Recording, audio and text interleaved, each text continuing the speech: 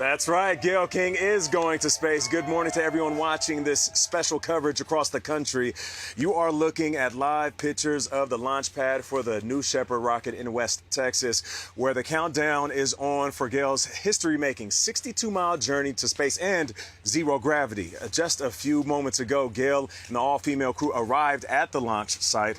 The 60-foot-tall rocket is fully reusable and autonomous, and you can check them out right here. You see them walking on that ramp where they are ringing the bell before they head into that capsule. It will reach 2,200 miles an hour, about 3 times the speed of sound. Gayle told us things finally felt real when she got to see the rocket up close and personal this weekend. Yeah, and as you just pointed out, Nate, we just showed some of those images of the crew walking up the ramp into the capsule, ringing that bell. Yeah. It is really a historic moment for these 6 extraordinary women on board. Along with Gayle, the crew, of course, includes pop superstar Katy Perry, former NASA rocket scientist Aisha Bowe, civil rights activist Amanda Wynn, film producer Carrie Ann Flynn, and award-winning journalist Lauren Sanchez. They have been training and preparing all weekend for this very moment. Yesterday, Nate, after I spoke to the crew and before you saw that moment where her team was cheering her on as she got getting ready to leave to Astronaut Village, I gave her the biggest, strongest hug I've ever given her. And I just told her that we all loved her, that we were all rooting for her. I'm already getting emotional. It's only about 30 minutes until this launch happens, and I've had tears in my eyes over the last hour or so. It's really, really an incredible moment. Yeah, and as you watch this show, I want you to pay attention to the range of emotions. Just look at Gayle. Yes.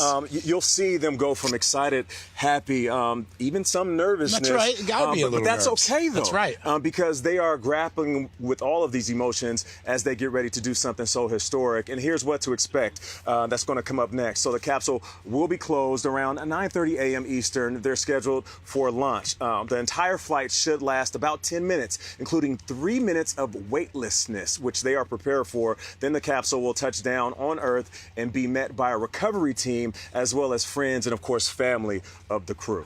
And we are going to go to Mark Strassmann, who we have been talking with all morning, who has a slightly better view than we have.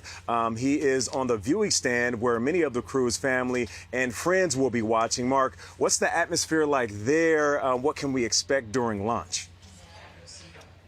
Hey, Nate, good morning again. I can tell you the atmosphere here is starting to pick up. Some of the special invited friends and family of the 6 crew members are now showing up here on the viewing platform where I am, about a little less than 2 miles from the launch pad itself. And I can also tell you that from where I'm standing just about 15 minutes ago, I had a Gayle King sighting. Gayle and the other 5 future astronauts came out of the astronaut training center. They piled into a couple of trucks. They were greeted by all their supporters. Gayle's are easy to spot. They're all dressed in yellow. They include her 2 children, and they include Oprah Winfrey, who they gave each other a kiss before they drove off. And now, of course, Gayle is left with her nerves and her excitement as she's inside the capsule. Let's take a quick look now at what Gayle and the crew will be experiencing while they're headed to space. Almost 3 minutes into the flight, the crew capsule separates from the booster. The astronauts will experience maximum aerodynamic pressure and eventually reach the apogee, or the highest point of their flight. By then, weightlessness will have kicked in. They'll have the chance to float around for 3, maybe as much as 4 minutes. At that point, they will have been up there about 5 or 6 minutes.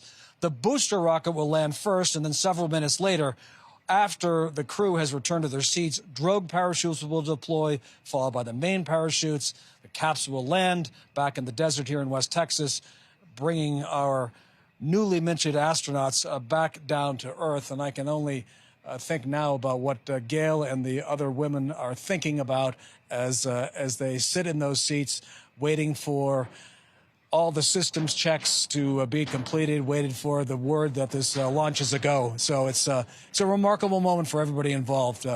Nate? All right, Mark, we appreciate it. Thank you so much.